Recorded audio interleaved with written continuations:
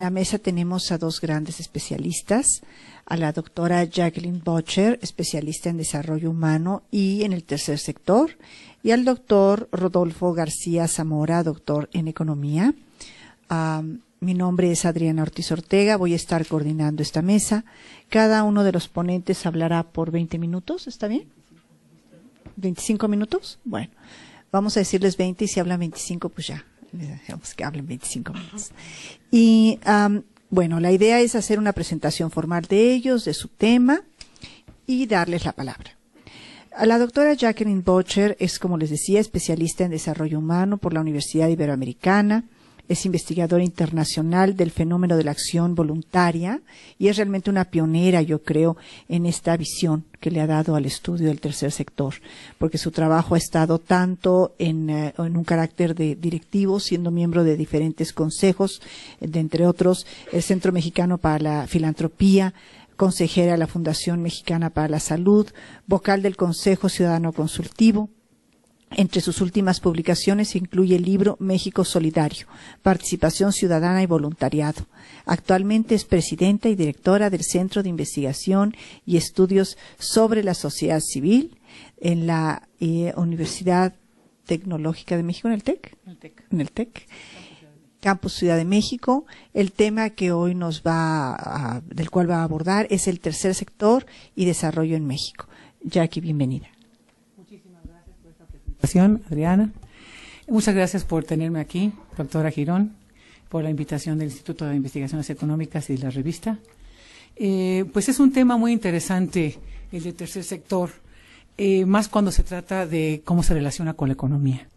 En 2001, este mismo instituto tuvo el primer seminario de investigación sobre el tercer sector.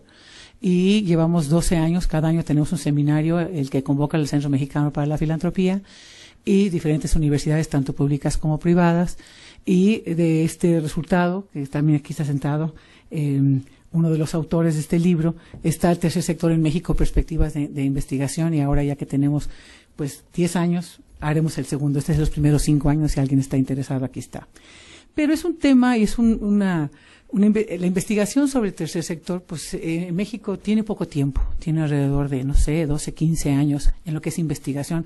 No es que las organizaciones civiles no existan, existen desde antes de tiempos de la colonia, pero la investigación sobre el fenómeno ha sido relativamente nuevo en este país, no en otros, pero en este sí. Entonces, simplemente la terminología tercer sector, que es la sociedad civil organizada, pues es un término económico que toma en cuenta los otros dos sectores, Estado y mercado. Pero es importante este sector, y se ha vuelto más importante porque empieza a ser un actor importante en las decisiones de políticas públicas y tienen un peso económico también importante. La presentación mía de hoy tiene varias partes. La primera es hablar un poquito acerca de lo que queremos hacer en la investigación acerca de los flujos de los dineros filantrópicos en este país, y la segunda tiene que ver un poquito sobre un trabajo internacional de Naciones Unidas, que se hizo una investigación a nivel mundial sobre voluntariado y su aportación al desarrollo, por eso lo traigo a colación aquí. Y la tercera es hablar un poco de la nueva cuenta satélite para instituciones sin fines de lucro hecha por el INEGI, que nosotros hemos desde la sociedad civil impulsado y que ahora existe y ya es en su segunda edición. Y creo que los datos que les traiga pueden ser muy interesantes para ustedes que manejan todos estos números. Entonces, primero quisiera enseñarle esta parte del desarrollo y cómo yo tuve muchas discusiones con las personas de Naciones Unidas en qué es desarrollo, y creo que esa pregunta no se ha resuelto ni se va a resolver en este seminario, pero cómo podemos aportar desde la sociedad civil a lo que es el desarrollo, y no solamente el desarrollo de la persona, y el desarrollo también económico del país. Entonces, siempre quiero empezar con esta diapositiva. Este es un estudio de la Johns Hopkins que se llevó a cabo desde el 99. Pero si ustedes ven a México, ven a otros países hasta abajo, pueden ver que el 5% de dineros de financiamiento del sector viene del sector público el 85% de cobro de servicios y lo demás de donativos, 6% de donativos. Entonces, en realidad, este es un sector que ha sobrevivido solo. Aunque hay una aportación de los gobiernos, y ahora ustedes pueden ver en el Secretaría de Desarrollo Social que hay alrededor de 17,000 organizaciones con un registro que se llama CLUNY, que son las organizaciones que pueden recibir aportes del gobierno. En realidad, las organizaciones sociales han sobrevivido bastante solas en estos años. Por lo tanto, nosotros, y en esta última parte que habla del 6% de donativos, desde el 2007, el SAT ha tenido la obligación de poner en una página con la información de todos estos donativos que se van recibiendo.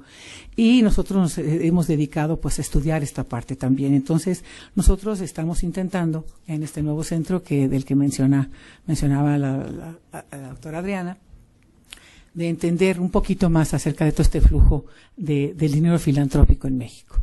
Entonces, el proyecto se llama Generosidad en México y la idea es estimar el tamaño, flujos e impacto de las contribuciones filantrópicas a nivel nacional, identificar las fuentes principales y el destino de las aportaciones, de dónde viene el dinero y a dónde va, y ofrecer la referencia más completa sobre aportaciones filantrópicas en México. Bien, hablaba la ponente anterior, la importancia de la sociedad civil y la importancia y el peso que empiezan a tener. Si ustedes ven, por ejemplo, todas las empresas grandes empiezan a tener sus propias fundaciones, empiezan o sea, empezamos a ver la Fundación Televisa, este tipo de mecanismos que son económicos y estos necesitan tener una ética, necesitan tener una transparencia y necesitan rendir cuentas también al público. Entonces, esta investigación es un intento de ayudar en esa transparencia para entender de dónde vienen los dineros del público, sobre todo el que se da en cantidades pequeñas. La mayor parte del dinero filantrópico viene de donativos muy pequeños, de menos de 5 pesos, que es interesante. Y después también voy a hablar un poquito al final de un trabajo que nosotros hicimos hace algunos años y que ya hemos repetido en otra nueva encuesta. Entonces vamos a ver las aportaciones individuales, las de las corporaciones, las empresas, las fundaciones, que son diferentes. Hay programas de corporativos y fundaciones. La filantropía transfronteriza, que estábamos comentando antes de empezar los herencias y legados. Como ustedes comprenderán, por ejemplo, la Gonzalo Río Arronte es una fundación que tiene una gran cantidad de dinero, ahorita van a ver algunos de los dineros, y da dinero para cardiología, para agua. Entonces hay muchas cosas que no sabemos acerca de las fundaciones en México, y entonces es uno de los misterios que queremos quitar. Y lo de las remesas. ¿Y a dónde va? ¿A dónde va? Educación, a religión, a salud, a población vulnerable, medio ambiente, arte y cultura. Ha habido un intento alrededor del mundo de hacer este estudio. Este estudio se ha hecho en Estados Unidos durante 52 años. Se llama Giving USA. Y la metodología que ellos utilizaron es alguna parte de la metodología que nosotros utilizaremos y que han utilizado Francia, Australia, Japón, Corea, Holanda, para poder llevar a cabo esta investigación. Y Rusia también. Estamos trabajando en colaboración con el Center on Philanthropy de la Universidad de Indiana, que son los que tienen esta metodología. Y pueden ver ustedes, por ejemplo, aquí, estas son las aportaciones, estos son los resultados americanos, de las aportaciones que están en miles de millones, o sea, en sus billones de dólares, de lo que aportan los americanos en el año del 2009 fue esto. Ustedes ven la parte azul, que el aporte individual es bastante mayor a todas las demás aportaciones que hay. Herencias y legados 8%, fundaciones 13%, individuos 75%. Entonces hay un gran misterio alrededor de todo los dineros, cómo fluyen en este país acerca en la filantropía. ¿Y a dónde va ese dinero? Eso de dónde viene, pero es a dónde va mucha religión. Vamos a entender también a dónde va el dinero filantrópico también en México. Educación, grants, fundaciones que dan dinero a su vez, Grant Making Foundation se le da dinero a esas fundaciones a su vez hacen donativos, beneficio social, salud, asuntos internacionales, en fin, los animales. Uno pensaría que este país sería una división diferente, pero es muy común que la mayor parte del dinero se vaya a la parte religiosa. El trabajo voluntario, la mayor parte también es la parte religiosa. Ellos han podido a través de los años, como les digo, esto tiene 50 y tantos años, ver qué pasa durante la recesión, ver qué pasa durante todas las fluctuaciones que ha habido económicas con esos estudios longitudinales. Y entonces han podido demostrarnos qué es lo que pasa y cómo van dando los norteamericanos, que es una cosa que ojalá podamos hacer nosotros también con el tiempo. Para ello, una de las actividades importantes de las organizaciones civiles son las gentes que están dentro de ellas. Y la mayor parte de ellas, en México, son lo que llaman los voluntarios. Naciones Unidas hizo un informe sobre el estado del voluntariado en el mundo que presentó a finales del año pasado, diciembre de 2011. Si a alguien le interesa verlo, está en la página de voluntarios de Naciones Unidas, el reporte completo en español y en inglés y en varios otros idiomas. Y es importante, habían visto en Naciones Unidas, habían visto en los países que la participación voluntaria pues no era muy tomada en cuenta en lo que tenía que ver el desarrollo de los países. Y no estaba en las metas del milenio. Y no estaba incluida ni siquiera en la retórica de Naciones Unidas en lo que tenía que ver con el desarrollo. Y al mismo tiempo estaban ocurriendo fenómenos como en desastres naturales que ustedes pudieran visto en Haití, en el tsunami que hubo, simplemente en África las campañas de vacunación, si no la llevan a cabo voluntarios, no se vacunan los niños. Entonces hay una actividad humana, hay una producción, hay un donativo de tiempo y de esfuerzo de muchas personas que no había sido muy tomada en cuenta. En el 2001 fue el Año Internacional del Voluntario. Y en el 2011 fue el Año Internacional del Voluntario +10 y reunieron investigadores de todo el mundo para llevar a cabo este informe sobre el estado del voluntariado. Y nada más voy a leer unas cuantas cosillas de este reporte y también está a su disposición si les interesa, ¿no? Dice, en la América Latina de los años 80, en la Europa Oriental de los 90 y más recientemente en el mundo árabe con la ayuda de la rápida expansión de las comunicaciones digitales, el pueblo ha articulado su deseo de contar con procesos democráticos participativos a través de campañas en un activismo basados en el voluntariado. El voluntariado debe ocupar un lugar central en el discurso sobre el desarrollo a escala mundial, regional y local.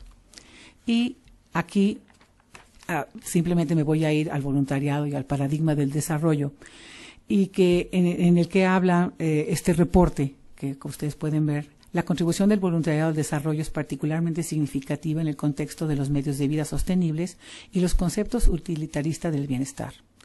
En contra de la percepción popular, los pobres de ingresos participan en actividades de voluntariado en un porcentaje similar en las personas que no lo son. O sea, los ricos no son más voluntarios que los pobres. Al hacerlo aportan sus activos, lo que incluye sus conocimientos, aptitudes y redes sociales, en su propio beneficio y en el de sus familias y comunidades. Es más, el voluntariado puede reducir la exclusión social, que a menudo es consecuencia de la pobreza, la marginación y otras formas de desigualdad. Representa una vía de acceso a la inclusión para grupos de población que a menudo se ven excluidos. Cada vez hay más pruebas que el compromiso de los voluntarios fomenta los valores cívicos y la cohesión social. La acción de los voluntarios en el contexto de los desastres naturales ha sido durante largo tiempo una de las manifestaciones más visibles. Asimismo, es una de las expresiones más claras de los valores humanos que sustentan la preocupación por los demás. Poner a las personas en el centro del desarrollo es más que un mero ejercicio intelectual, señala el informe sobre el desarrollo humano de 2010. Significa de Naciones Unidas. Significa lograr que el progreso sea equitativo y de base amplia para que la gente participe activamente en el cambio. Estamos convencidos de que el voluntariado es mucho más que una mera ejecución de una tarea concreta. No es la panacea, no es la bala de plata que va a componer todo, pero sí es una buena base precisamente para las organizaciones de la sociedad civil. El voluntariado alimenta y sustenta vínculos de confianza y la cohesión social, además de contribuir a forjar un sentimiento común de identidad y destino. En este informe se defiende la tesis central de que los valores inherentes al voluntariado dotan a de consecuencias de amplio alcance para el desarrollo humano.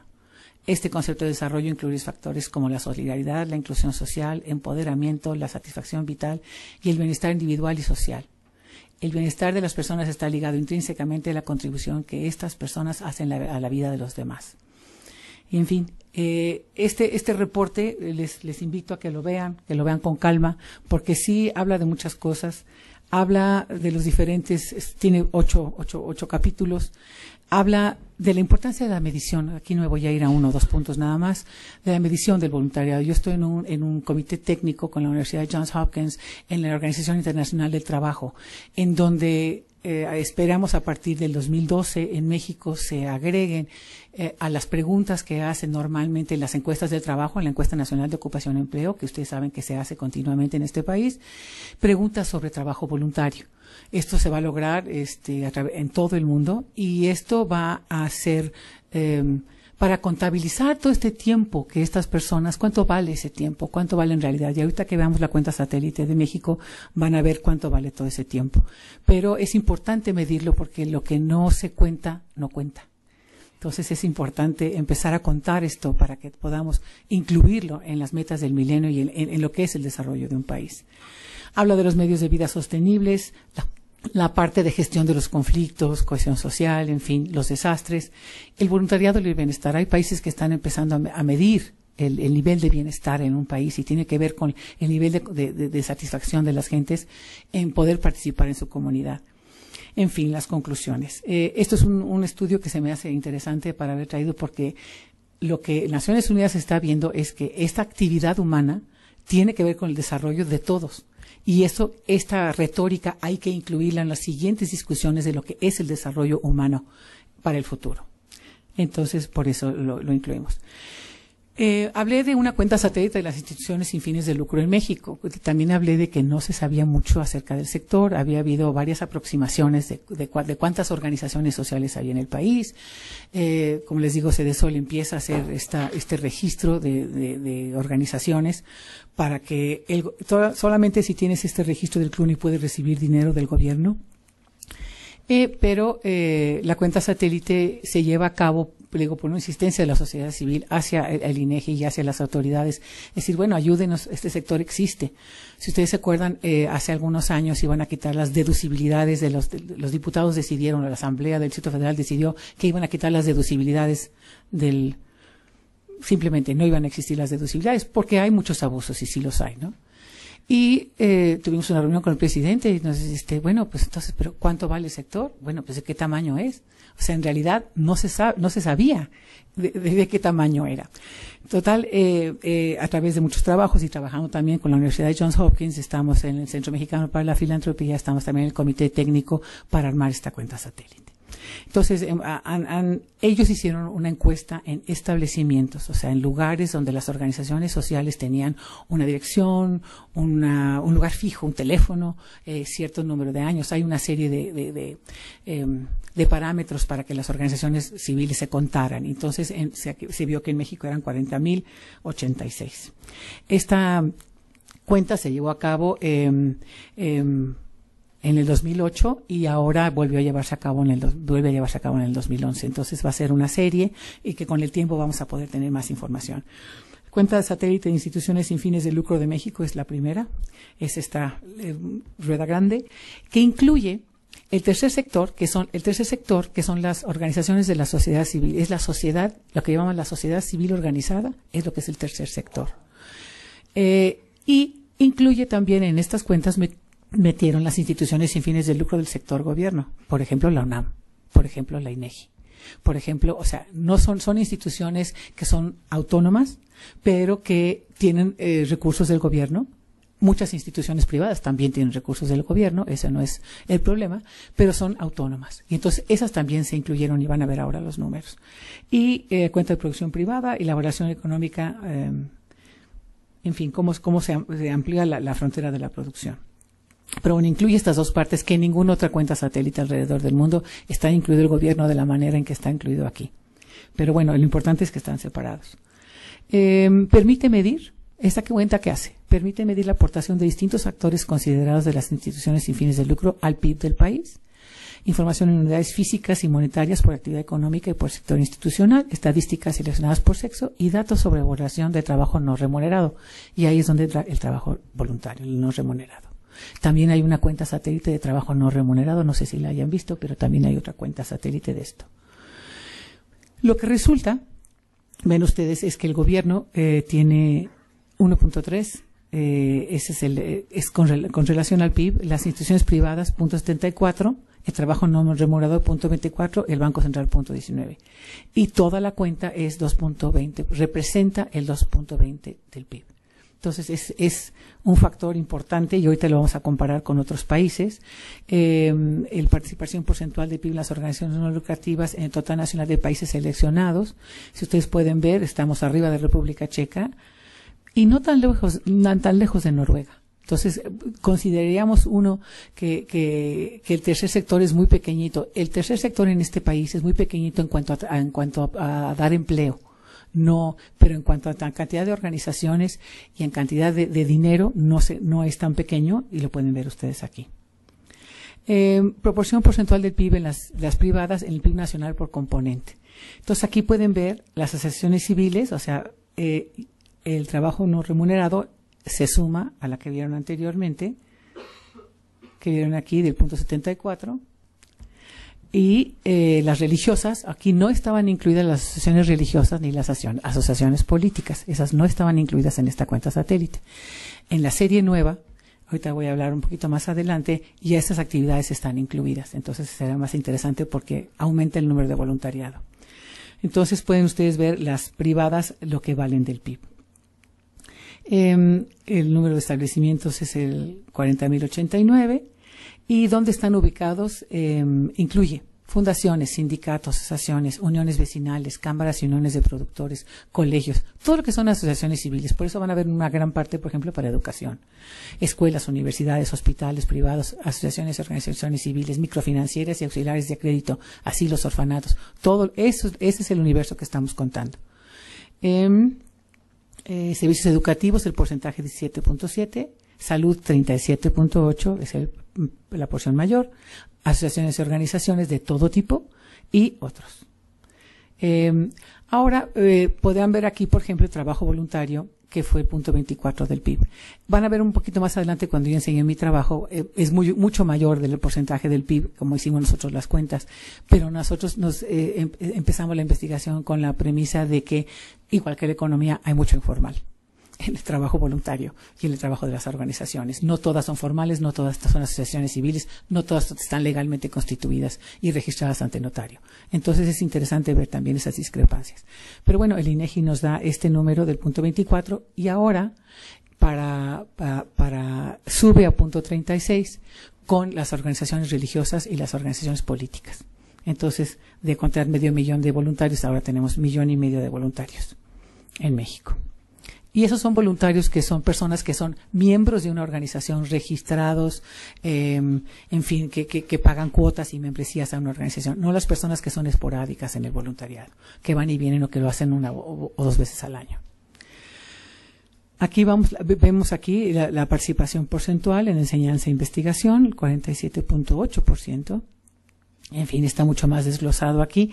Esto ya es la serie 2008-2010 que acaba de salir. Entonces, ustedes también se meten al INEGI y pueden encontrar, la del 2008 sigue en papel, la del 2012 ya no hay papel, ya estamos verdes. Entonces, pueden encontrarlo ustedes y usar su propio papel. Trabajadores no remunerados. Es importante mencionar que la cuenta se amplía, lo que decía yo, considerando el trabajo no remunerado y su valoración económica. Y es mayor, como les digo, a la hora que hemos incluido la Comisión Europea, le pidió al INEGI que por favor mandara datos de las organizaciones religiosas y políticas, y pues no los tenían a través de los trabajos que habíamos llevado a cabo grupos particulares. Ahorita el trabajo que les voy a enseñar. No remuneradores por sexo, pueden ver cultura y deporte hombres y mujeres, los verdes son los hombres, los morados las mujeres, pero en general lo que encontramos es que casi se nivela la cantidad de hombres y mujeres. ¿Cuánto tiempo tenemos? Perfecto.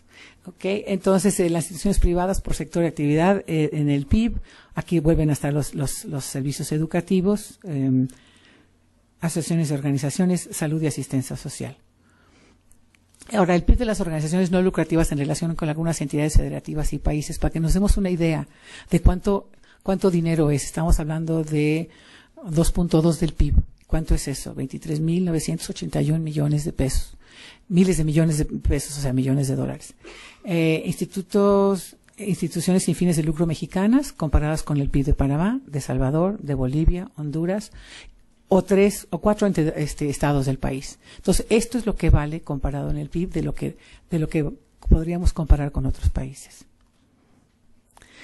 En fin, les decía yo que voy a mencionar dos encuestas para cerrar un poco, dos encuestas y dos trabajos que se llevaron a cabo sobre información sobre trabajo voluntario y sobre la participación de las personas y sobre lo que las personas donan. Un minuto y concluir. Muy bien. Durante los últimos 12 meses trabajó para su organización. Lo que vemos en estos estudios es que los mexicanos en general no participan, no trabajan en grupos. Y sus motivaciones son muy diversas. Esta es la encuesta que nosotros hicimos, Nacional de Solidaridad, Acción Voluntaria y Solidaria, y vimos que había gentes que hacían trabajo muy intenso, trabajo el típico, que eran alrededor de 3 horas por semana, y lo ocasional, que básicamente es lo que vemos en los pueblos, en las ayudas en las iglesias, ese tipo de cosas. Entonces tratamos de tomar todo lo que es la solidaridad más el trabajo voluntario formal. Vimos esta parte de la pertenencia a grupos, mucho más a los grupos religiosos. Por género vimos más o menos igual hombres que mujeres. De trabajo realizado, los hombres hacen cosas diferentes, hacen trabajo físico. Las mujeres enseñan a leer, enseñan a otro tipo de actividades. Y básicamente termino con dos diapositivas en que el trabajo que se hizo no fue solamente cuantitativo. Hicimos una encuesta donde podemos ver la cantidad de horas, que va a ser la última, pero también hicimos 15 estudios de caso a través de todo el país, 66 entrevistas, y vimos varias cosas que fueron a través de este tipo de actividades en las organizaciones importantes. Uno, el fundador era muy importante para ello, sobre todo el que no estorbaba después de un rato, porque los fundadores que se quedan muchas veces en las organizaciones, que era muy importante profesionalizarlas, que había las familias juegan un papel muy importante en la participación social, como podrán comprender, igual que en otro tipo de actividades sociales, y que el lugar que los voluntarios ocupan en las organizaciones es fundamental. Son individuos que pueden llevar la carga de toda la organización si es necesario. ¿Cuánto fue la contribución que nosotros sacamos? Hablamos de 2 días al mes, 23 millones de personas con ese trabajo, que serían 2.6 millones de puestos laborales, 11% de la población ocupada fuera del sector agropecuario, que equivale al 1.14 del PIB, muy lejos del 0.36 que ya subió el voluntariado. Y nosotros lo que hicimos fue multiplicar esas horas hombre de trabajo voluntario por 1 o 3 salarios mínimos. Entonces podría ser de 29,000 millones a 88,000 miles de millones de pesos. Y bueno, pues conclusiones. Lo importante es entender que no solamente al desarrollo hay una contribución social, sino también hay una contribución económica, y que yo creo que en seminarios como este y en trabajos que puedan llevarse a cabo en la revista que estamos viendo ahora, podemos empezar a compaginar. Creo que el maestro García Zamora nos va a decir, por ejemplo, cuál es esa participación de las mismas organizaciones en lo que es todo este fenómeno de la migración. Pero es importante que comprendamos que es una parte intrínseca del desarrollo de la gente el que unos participen con otros dentro de las organizaciones, dentro de lo formal y también desde el punto de vista informal. Muchas gracias.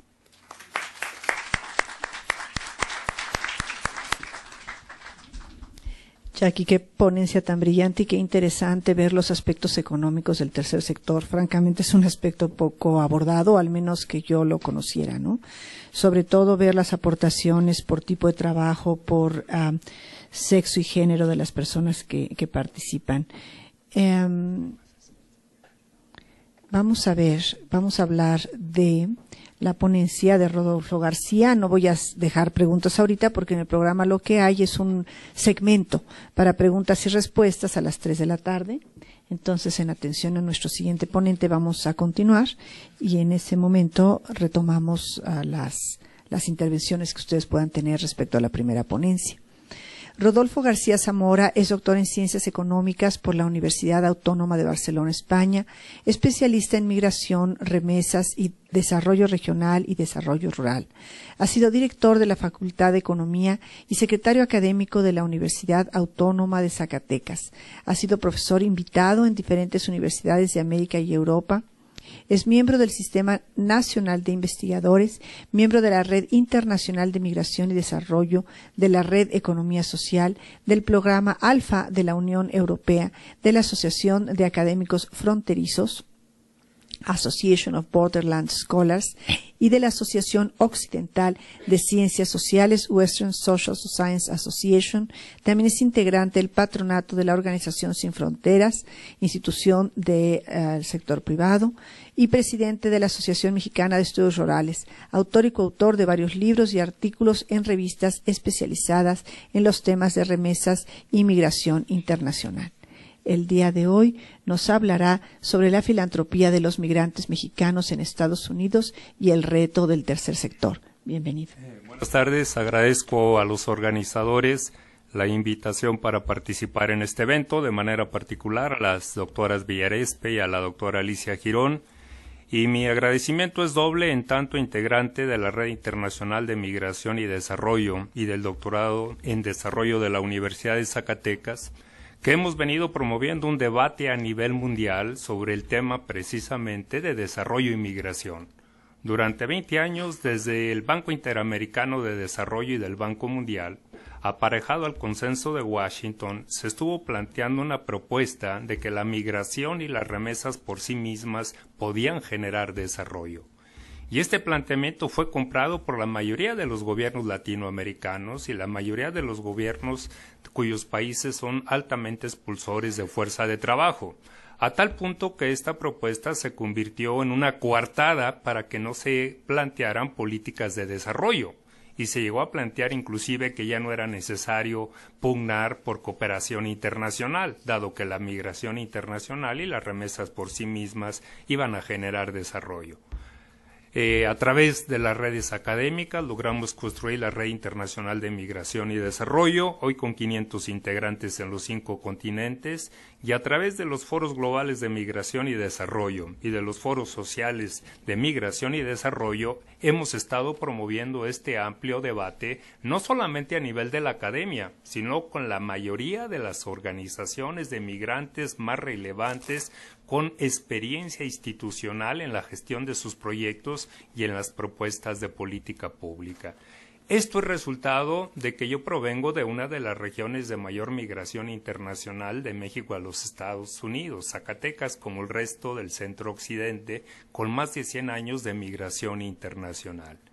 Para esta ocasión en concreto, lo que yo quiero compartir con ustedes como tesis principal es que una de las paradojas de México, que ante la ausencia de desarrollo económico y social, su diáspora ha estado sembrando el desarrollo en los últimos 30 años en miles y miles de comunidades de origen de estas organizaciones de migrantes. Y estas organizaciones más dinámicas, que representan aproximadamente el 9% de 11.7 millones de mexicanos que radican permanentemente en los Estados Unidos, en los últimos 20 años han estado promoviendo y planteando que a nivel nacional y a nivel de los estados se diseñaran políticas de migración y desarrollo.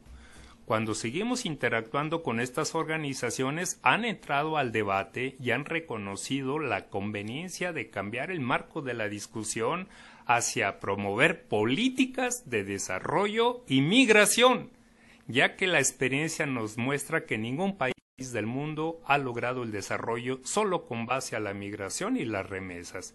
Y en el caso de México y en el caso de América Central y de Ecuador y de Colombia y de Bolivia hemos sido enfáticos, al igual que en Marruecos y en Filipinas. Si no hay políticas explícitas de desarrollo económico y social, resulta esquizofrénico que los migrantes, con las remesas, generen desarrollo.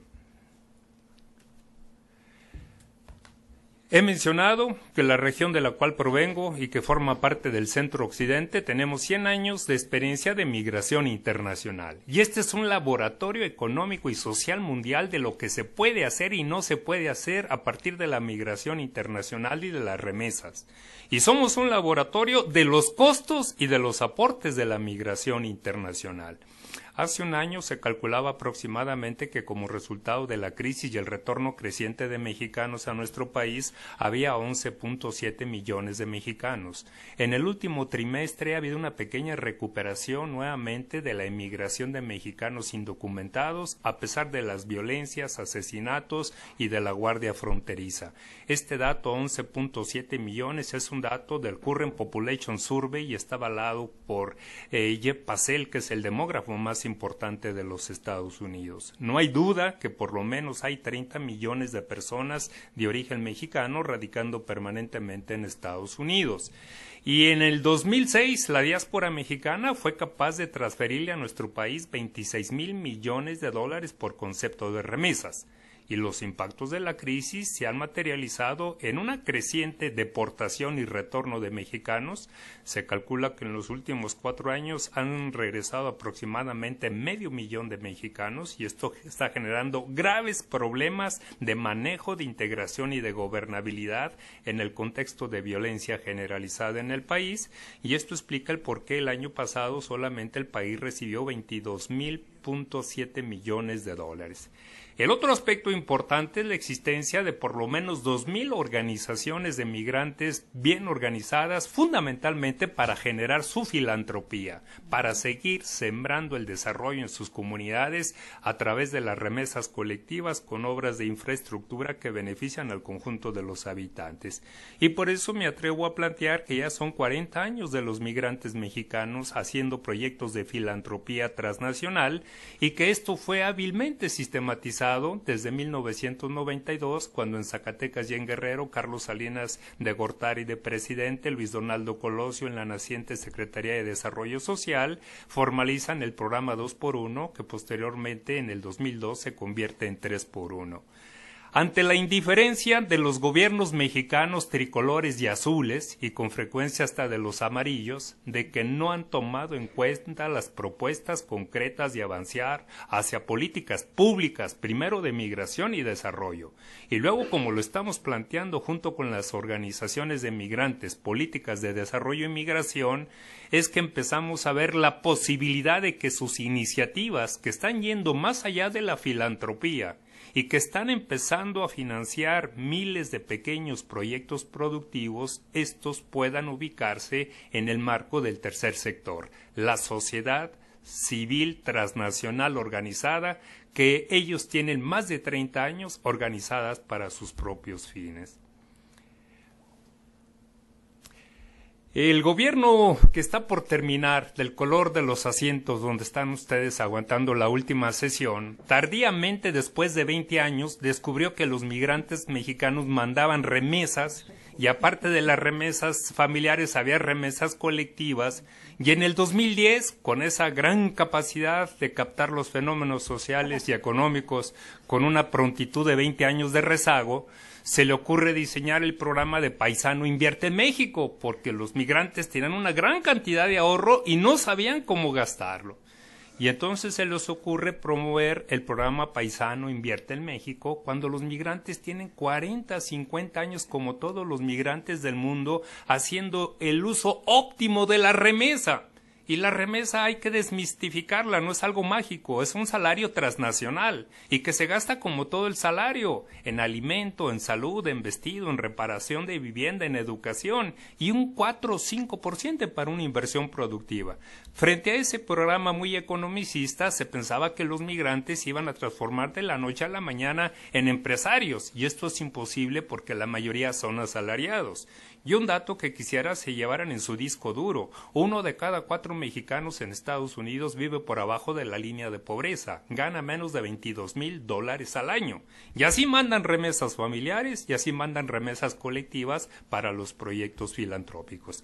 Rápidamente se percibieron las limitaciones de estos migrantes por su baja organización y capacitación. A pesar de esa enorme debilidad, no han logrado cuajar un fortalecimiento institucional como los judíos o como muchas diásporas en los Estados Unidos. La ausencia de cultura empresarial en general, que esta es una característica también de los que no hemos emigrado. En este país no hay una verdadera cultura empresarial. Yo creo ya los ponentes anteriores nos han reiterado que lo que se trata es un país de rentistas, que son los que están en la cúpula y al frente de este país. Y algo en lo que hemos insistido mucho: la ausencia de programas de formación y capacitación microempresarial y de apoyo técnico permanente. Ojo, este es un reto para todas las instituciones de educación superior, especialmente las que estamos en las zonas de origen de los migrantes, y quizá por eso es que nosotros hemos aprendido más de la propia relación con los migrantes que lo que aprendimos en las propias aulas universitarias en México y fuera de México. Y viene el tema de la crisis rural, crisis económica nacional y la ausencia de políticas de desarrollo regional. Al grupo al cual pertenezco de la Universidad de Zacatecas y de la Red Internacional de Migración y Desarrollo, teníamos 12 años planteando en todas las partes del mundo donde nos invitaban: cuidado, porque no va a haber migración y remesas para siempre. La economía se mueve bajo ciclos económicos y en el momento que se dé una recesión, como dicen los chavos, no se la van a acabar. Y recuerden lo que decía Fox: que se vayan todos, pero que manden remesas, pero que no las gasten, que las inviertan productivamente. Y lo mismo decía el presidente Saca en El Salvador. No entendían la lógica del fenómeno migratorio, no entendían la lógica de las remesas y no entendían la lógica de la economía capitalista que se mueve por ciclos. Y hace 12 años nosotros decíamos: es el momento de construir una estrategia alternativa de desarrollo para cuando se desplome la migración y para cuando caigan las remesas. Y efectivamente, como dicen los chavos, hoy no se la acaban a nivel del gobierno federal. O más bien no la acabamos 112 millones de mexicanos. El fenómeno migratorio genera oportunidades y retos, y una posibilidad es la colaboración entre los 3 niveles de gobierno, las comunidades de origen y los migrantes. Hay la posibilidad de construir nuevos programas para la organización y capacitación comunitaria. Personalmente yo tengo más de 15 años discutiendo con mis paisanos zacatecanos, pioneros del 3x1 en California, Texas, Illinois, diciendo: ya no inviertan tanto en agua, en electricidad, en cemento, inviertan en sus recursos humanos, inviertan en profesionalizar sus oficinas de organización, de planeación estratégica. Y en parte esto lo han tomado de manera indirecta. En los últimos 5 años, los clubes zacatecanos financiaron 5,000 becas para estudiantes de las comunidades de origen de las cuales ellos proceden. Está la oportunidad de crear un programa de pequeñas y medianas empresas transnacionales y microbancos. Y está la posibilidad de que las universidades e instituciones de educación superior orienten su extensión y la investigación y educación continua a las necesidades de las organizaciones de migrantes y de sus propias comunidades. Nosotros hemos sido muy enfáticos en buscar que se articule el 3x1 social con una estrategia de la economía regional y de la economía social y solidaria. Pero el diseño institucional es muy rígido. Desde el año 2002 que se convierte en programa nacional, lo único que ha cambiado son las reglas de operación, siempre definidas por la Secretaría de Hacienda y sin tomar en cuenta a los migrantes. Y actualmente hay 4 experiencias muy importantes que nos hace ser optimistas en el sentido de que se puede avanzar más rápidamente bajo la perspectiva del tercer sector. Una primera experiencia son las federaciones de clubes zacatecanos que a partir de sus proyectos pioneros han recibido un apoyo de Oxfam Novib, y eso les ha permitido profesionalizar mucho lo que yo he llamado el paso de la muerte, brincar de los proyectos sociales a los proyectos productivos, y hoy tienen una verdadera agencia de desarrollo con capacidad de promover 3x1, evaluar, fiscalizar y promover pequeños proyectos productivos. Hoy tienen ya un equipo profesional que es capaz de promover, fiscalizar y administrar 36 pequeños proyectos productivos en 12 municipios con alta intensidad migratoria. Ustedes pueden ver su página web www.fedsac.org y pueden ver el tipo de proyectos y lo que están haciendo.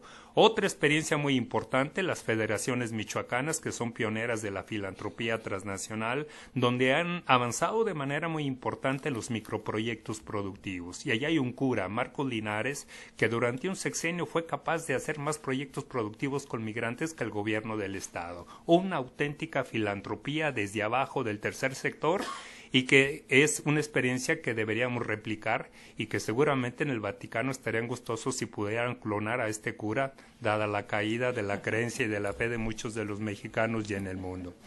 La tercera experiencia, muy importante, porque nos habla de otras migraciones indígenas, el Frente Indígena Oaxaqueño Binacional. El Frente Indígena Oaxaqueño Binacional, con presencia en Oaxaca, presencia en Sonora, Sinaloa, Baja California y California, han logrado madurar institucionalmente a tal punto que ellos tienen una estrategia inédita en el contexto de las organizaciones migrantes mundiales, la estrategia del derecho no a emigrar, mediante el fortalecimiento con proyectos productivos transnacionales, aprovechando los usos y costumbres de las comunidades de las 7 regiones indígenas de Oaxaca. Es otra experiencia que merece todo un apoyo, todo un seguimiento y el respaldo institucional. Y la tercera, más reciente, que es el flujo migratorio más reciente y más explosivo, la chapaneca, que es ya la 5ª diáspora en los últimos años por el tamaño de los migrantes y la cantidad de remesas que reciben al año, 750 millones de dólares, ha venido configurando una red de consejos municipales transnacionales para el desarrollo local. Y nuevamente ahí es un proceso muy rápido de maduración, de fortalecimiento de la organización, que se convierte en otra posibilidad de apoyo de quienes estén interesados en fortalecer, en acompañar, en respaldar estas iniciativas. Se ha avanzado en un proyecto que plantearon los zacatecanos en Los Ángeles a Calderón hace 3 años, 1 por 1 productivo. Este ya no es un proyecto filantrópico, es una inversión productiva, se le llama también de fortalecimiento patrimonial, pero ahí se nota nuevamente la ausencia de formación y capacitación comunitaria transnacional. Y cuando pongo ahí es un espacio para las instituciones de educación superior, es que deberíamos estar haciendo el doble de investigaciones, el doble de experiencias de vinculación, porque ahí tenemos un laboratorio y tenemos un reto. Pero ahí nuevamente se nota la necesidad de las políticas públicas sobre empleo, desarrollo regional y migración. Y si no hay políticas públicas, por lo menos habrá que profundizar esta iniciativa del tercer sector organizado transnacionalmente. En contextos como el de Durango, el de Zacatecas, Michoacán, Oaxaca, Guerrero, Chiapas, lo que uno nota es la reiterada situación de marginación, atraso y la ausencia de contextos innovadores. Y aquí nosotros tratamos de recuperar todos los planteamientos de Francisco Alburquerque, de otros autores con experiencias concretas de estrategias en la construcción de nuevos distritos regionales innovadores que permitan que las iniciativas del tercer sector se hagan en mejores condiciones. Está la posibilidad de las sinergias con las instituciones educativas, está la construcción de red de talentos transnacionales a nivel de Estado, lo estamos intentando construir en Zacatecas. Hay hijos y nietos que han egresado de UCLA, que han egresado de Stanford, que han egresado de San Diego y que no hemos tenido la capacidad de recuperarlos. Igualmente tenemos ese tipo de jóvenes egresados de Chicago, algunos inclusive con niveles de postdoc, y que es una forma, es una red enorme de talento que hemos estado desperdiciando. Está la necesidad de crear un centro virtual de capacitación para el desarrollo regional transnacional y está la necesidad de tomar como algo fundamental un programa de generación de nuevos líderes comunitarios para la segunda y tercera generación. Los líderes migrantes mexicanos actualmente tienen un promedio de edad 50 a 52 años y hay un choque de edades. Frecuentemente el hijo le dice en inglés al papá: oye, estás loco, tú trabajas toda la semana, 7 días, y tú en las noches vas al club y a veces andas visitando a los migrantes más pobres llevándole despensas, que no has aprendido que este país es para hacer dinero y para descansar. Bueno, es que el padre tiene el ombligo enterrado en los estados mexicanos y el hijo ya nació en Estados Unidos. Pero ahí hay un gap gap, ahí hay un puente, hay una brecha enorme que si no hacemos una estrategia como país, es una población que va a ser asimilada por el American Way of Life. Conclusiones. 100 años de migración internacional, 2000 clubes, nos explican la filantropía transnacional desde abajo que tenemos ahora y explica por qué funciona el 3x1 en México a pesar de todos los problemas institucionales. Pero hay graves contradicciones en el funcionamiento del 3x1 que es administrado por la Secretaría de Desarrollo Social. Las reglas son definidas verticalmente por la Secretaría de Hacienda sin considerar a las organizaciones de migrantes que fueron quienes crearon realmente el programa. Y esto tiene el riesgo de que se desplace a ese agente social que hemos llamado un nuevo agente social en construcción. No hay duda de los impactos económicos que el 3x1 ha tenido. Cuando uno les platica a dirigentes africanos o dirigentes asiáticos que los migrantes mexicanos, igual de pobres y explotados que ellos, han financiado 18,000 proyectos de infraestructura básica en los últimos 10 años, dicen, caramba. Bueno, nos habla de la densidad de las redes sociales, nos hablan de esta sociedad civil organizada a pesar de la indiferencia, la apatía y los malos manejos del gobierno en su conjunto.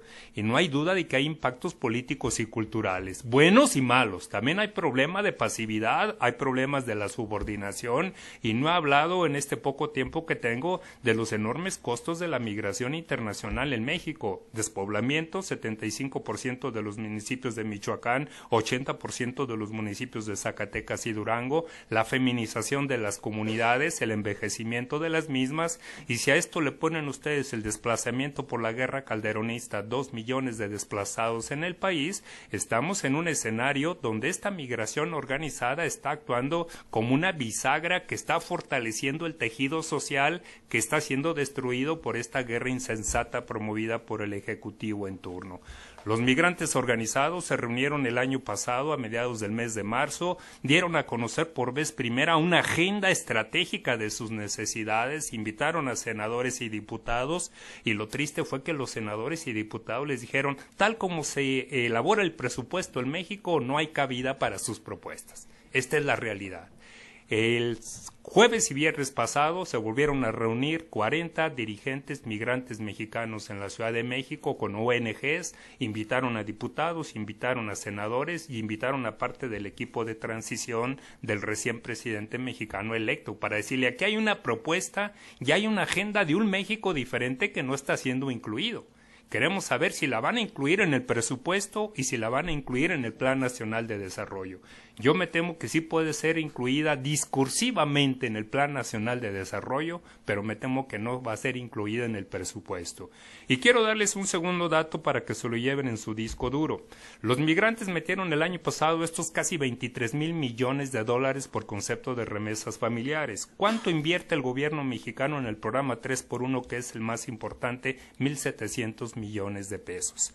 Y los dinosaurios periodistas tienen una frase que debe estar puesta con letras de oro en el Congreso: amistades que no se manifiestan en el presupuesto no son sinceras. Entonces, cuando dicen que los migrantes son héroes, pero hay una simetría terrible entre los 23,000 millones de dólares que aportaron al país el año pasado y el gobierno solo aporta 1,700 millones de pesos, no hay coherencia ni política y no existe la sensibilidad en incluir a este nuevo actor que resulta vital en la mayor cantidad del país. Por eso es que hemos estado trabajando junto con estas organizaciones en el diseño de nuevas políticas y decimos una política de Estado sobre desarrollo y migración integral y de largo plazo que integre el enfoque de derechos. Y como la violencia ha golpeado a todos los estados, y en Zacatecas y Michoacán estamos sufriendo la guerra entre los diferentes cárteles de las drogas, con una cuota creciente de asesinatos, hemos tenido que integrar el tema de la inseguridad y de las violencias en nuestro análisis y en las propuestas. Y hoy, junto con los migrantes, estamos hablando de plantear políticas de desarrollo, seguridad humana y migración, como una propuesta alternativa a la destrucción del tejido social, del tejido económico, y es una alternativa que puede hacer viable la gobernabilidad a corto plazo. Es donde vemos que es fundamental que se diera la colaboración con los 3 niveles de gobierno y con todos los actores sociales. Y es cuando planteamos que sería muy importante que hubiera la sensibilidad en el Ejecutivo, en los congresos y en los ejecutivos estatales hacia las iniciativas de Michoacán, las iniciativas de Oaxaca, de Chiapas, de Zacatecas, pero en general las organizaciones de migrantes están armando sus diferentes propuestas a distintas velocidades, pero estas organizaciones pilotos del 9% se están convirtiendo en una enorme escuela del aprendizaje del tercer sector en Estados Unidos. Por eso resulta importante la reunión la semana pasada con este Foro México, que vinieron a replantear su agenda migrante y a preguntarle al Ejecutivo, ¿realmente nos van a avalar en nuestras propuestas? ¿Va a haber políticas de empleo para las zonas de origen de alta migración internacional? Este jueves 8 días estuvimos en el Congreso planteando el incremento de un fondo de apoyo a retornados de 300 millones de pesos y estamos planteando junto con las organizaciones migrantes que se incremente a 1,000 millones de pesos, porque en los últimos 10 años, yo daba un dato de los últimos 4, el dato duro, fuerte, es que en los últimos 10 años regresaron de Estados Unidos 985,000 migrantes, y ni las comunidades ni los municipios están en condiciones de hacer frente a su inserción.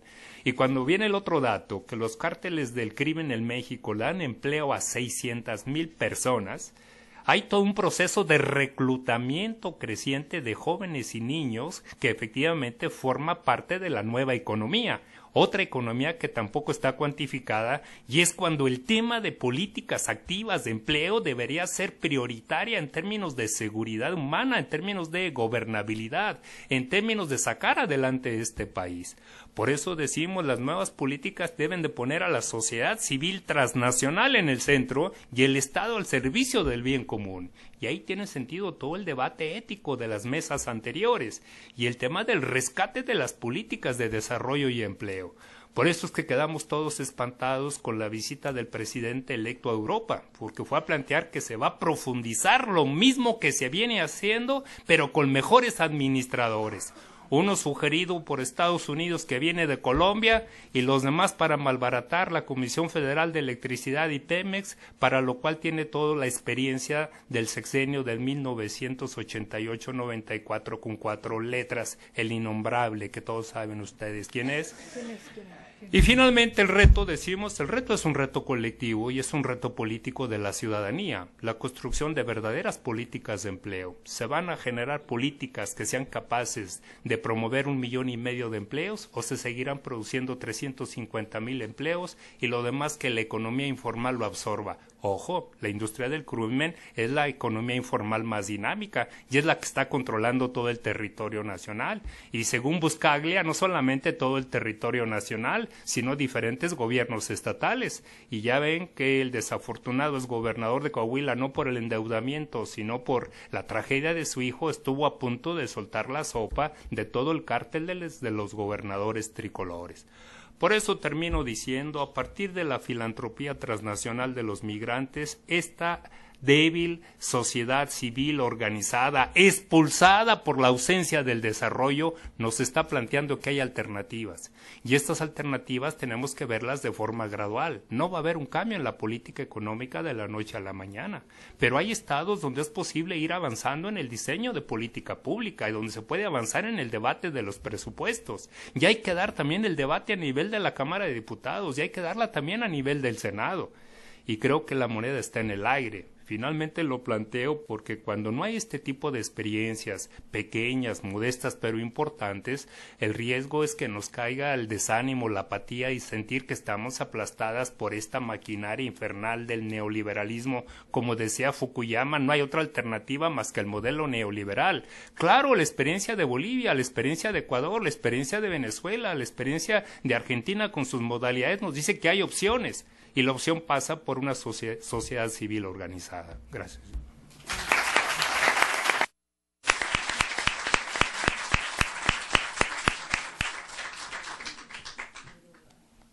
Ay, pues muchísimas gracias por estas ponencias súper brillantes sobre cómo el tercer sector realmente se inserta no solamente en los problemas del desarrollo, sino en las posibilidades del desarrollo, ¿no?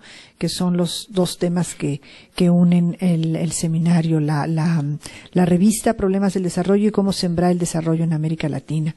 Llegaron muchas preguntas, entonces mi comentario va a ser más bien enunciar las preguntas que casi están distribuidas de manera equitativa. Nos pide la doctora Alicia Girón que por favor no nos pasemos más de 5 minutos en atención pues a la gente que está esperando, a que haya eventos en la tarde. Entonces, bueno, pero nos interesa mucho su punto de vista. Para la doctora Jacqueline Bocher, las preguntas son, se las voy a leer juntas a los dos, si están de acuerdo. Es ¿cómo se evalúa el impacto del tercer sector? ¿Qué variables se pueden considerar? De Gerardo Larriba, de la Facultad de Ciencias Políticas y Sociales de la UNAM. Doctora Bocher, el monto de las transferencias por donativas de los Estados Unidos hacia México, ¿tiene usted idea en cuánto asciende? ¿Cuánto representa el total del resto del mundo? Del Colegio Nacional de Economistas y de la Facultad de Economía. No pude leer el nombre de la persona ampudia. Jacqueline, ¿en su estudio contempla la participación del narco con aportaciones del tercer sector? Por favor, nos puede dar cifras al respecto. Del Instituto de Investigación de Estudios Económicos, Ariel Puig. Luego tenemos aquí las preguntas para el doctor Rodolfo. Futuro de la filantropía. Bueno, nos habla usted un poco, pero es una oportunidad para ampliarlo. ¿Cuál es el costo para México de los migrantes capacitados y educados que salen del país? ¿Cuánto pierde México en estas potencialidades? De Rebeca Aldama, del Frente Mexicano Pro Derechos Humanos. Doctor Rodolfo García, dentro de los retos y oportunidades, ¿en dónde queda el trabajo de los gobiernos en conjunto, entendiendo que es un fenómeno transnacional? De la persona Ordóñez, de la Facultad de Economía de la UNAM, doctor Rodolfo García, ¿cómo contabilizar el trabajo y los recursos solidarios de las llamadas patronas de Veracruz cuando pasa a la llamada bestia con migrantes centroamericanos? José Abel Ogaz Pierres, de la UNAM y del Instituto Politécnico Nacional. Doctor Rodolfo García, primero una felicitación por su ponencia, muy bien planteada. Aparte del efecto ingreso de las remesas, ¿qué tanto influye el efecto demostración en el cambio de forma de vida de los zacatecanos? De Valdemar Hernández Márquez, Universidad Juárez, Autónoma de Tabasco. Les damos la palabra a los ponentes en orden de intervención. Jackie, por favor. Bueno, pues algunos datos no los tengo, pero algunos sí. En esta construcción de indicadores de impacto hablaban bueno, obviamente el impacto económico, de cuánto es el tamaño del sector en respecto al PIB, que ya lo dijimos, que fue 2.6, alrededor del impacto económico, de lo que representa en torno al PIB. En cuanto a construcción de indicadores de impacto, hay muchas maneras de hacerlo para las organizaciones de la sociedad civil. En el Centro Mexicano de Filantropía hemos construido como una serie de indicadores mínimos de impacto para ver si las organizaciones están profesionales, están organizadas, son organizaciones que pueden contarse como tal o simplemente están en construcción. Y es lo que hemos encontrado con el 50% de las organizaciones que tenemos en nuestra membresía. Tenemos alrededor de 1,200 organizaciones y las llamamos indicadores de institucionalidad y transparencia. Y eso es importante porque precisamente para las personas que quieran dar donativos a estas organizaciones, acabaron poniéndoseles como una pequeña estrellita, como las estrellas de los hoteles. Las organizaciones que tenían ciertas características, ¿cuáles eran? Para que fueran transparentes y fueran posible dar donativos a ellas, ¿no? Una de ellas es que el tiempo que tenían, si eran legalmente constituidas, el tiempo que tenían de constitución, si tenían un lugar físico donde trabajaban, si tenían un teléfono, si tenían un punto importante de las organizaciones sociales es tener directivos aparte de los voluntarios. Muchas organizaciones civiles nada más tienen voluntarios y no tienen una nómina, no pagan seguro social. Entonces, cuando ya una institución está profesionalizada, ya puede decir que tiene el consejo directivo es diferente que del grupo operativo de la institución. Eso ya indica también otro nivel de profesionalización de las organizaciones y tener gente en nómina, por lo menos 2 o 3 personas en nómina. Es interesante porque, como les digo, el 50% de las organizaciones que son miembros del mismo CEMEFI, que es una organización paraguas, no tienen todas estas características, o sea que todavía estamos como un poco lejos de poder tener este grupo, un sector totalmente consolidado. En México, en Estados Unidos, por ejemplo, el 7% del trabajo lo dan en las instituciones sin fines de lucro. El 7% del trabajo americano, de los americanos, trabajan en instituciones sin fines de lucro. Aquí es el 0.04%. O sea, aquí es muy poquita la gente que trabaja en las organizaciones de la sociedad civil y que recibe un sueldo. Entonces, es otra cosa que necesitamos fomentar para que vaya cambiando. El monto de las transferencias de los donativos, ahorita estamos trabajando precisamente en un manual para que las fundaciones norteamericanas puedan dar donativos a través de la frontera a México, aparte del trabajo, de las remesas, que es otro fenómeno, sino cuáles son las fundaciones que son de fuera que dan donativos hacia adentro.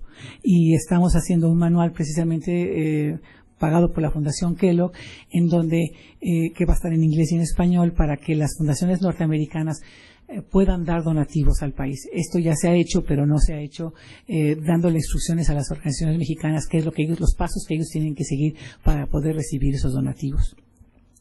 Y la última pregunta, la del narco, no tengo los números, pero empiezan a afectar.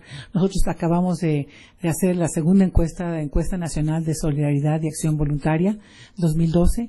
Como les decía yo, del estudio que hicimos anterior fue el 2005 y queríamos ver qué había pasado 7 años después, si la gente era más solidaria, si la gente participaba más, si la gente daba más dinero, si la gente estaba más en grupos, si la gente tenía un poquito más de confianza en hacer grupos y en participar unos con otros.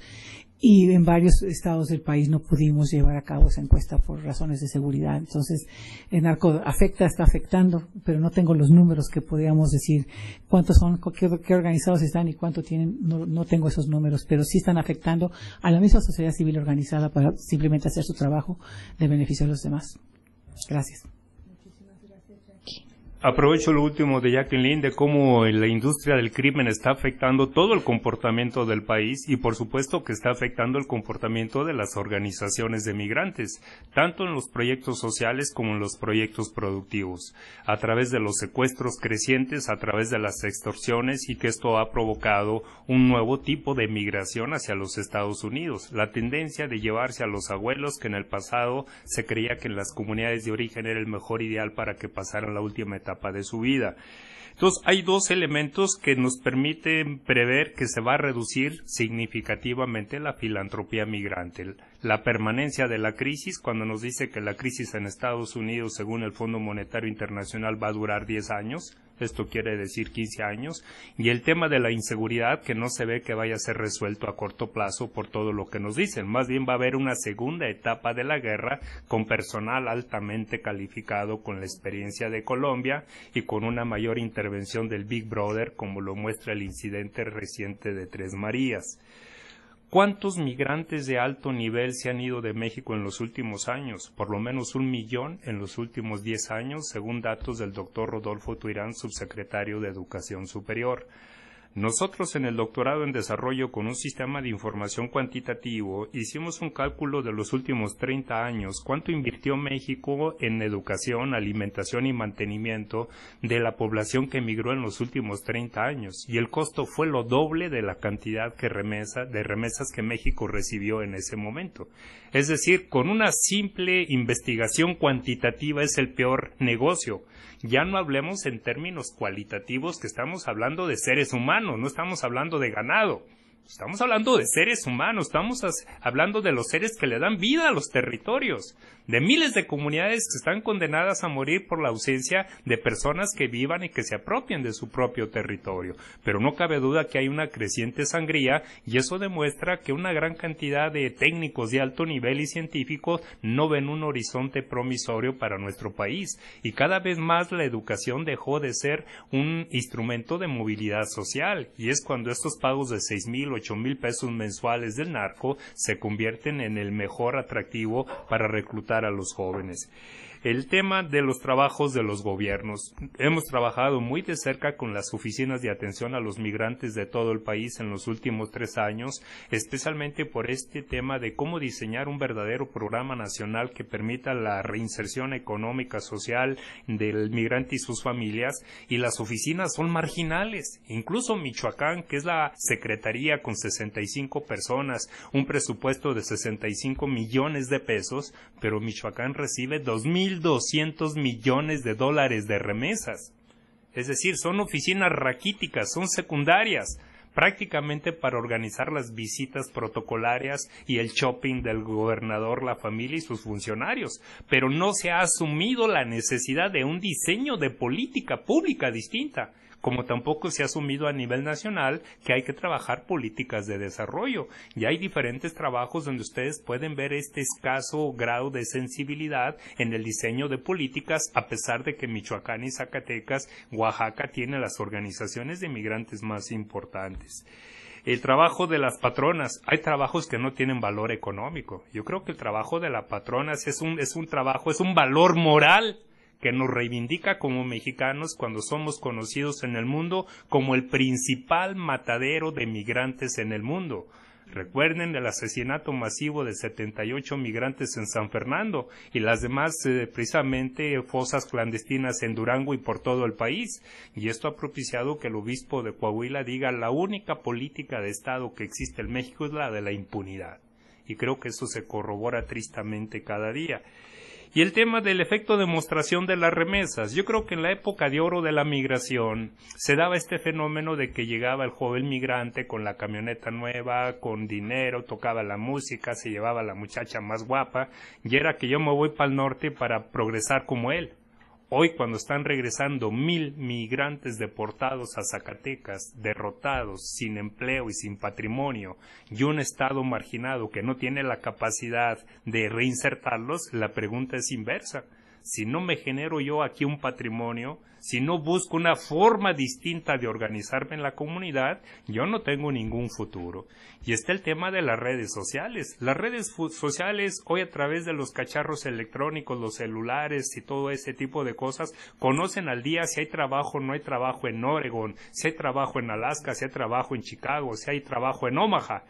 La tendencia es que no hay trabajo ni lo va a haber a corto plazo. Entonces creo que ese efecto de demostración hoy ya no funciona como funcionó en el pasado. Hoy las redes le dicen espérate mejor, y otro fenómeno que no hemos visto con la intensidad y que se va a incrementar van a ser las migraciones internas, y van a crecer las presiones hacia las grandes ciudades, y van a crecer las presiones entre las dos fronteras. Y yo creo que es algo para lo cual tendríamos que estarnos preparando en términos de investigaciones, políticas de empleo específicas para frontera norte, para frontera sur y para los lugares de origen. Y esto implica políticas de desarrollo regional que en este país se dejaron de hacer desde el 1 de diciembre de 1982. Gracias.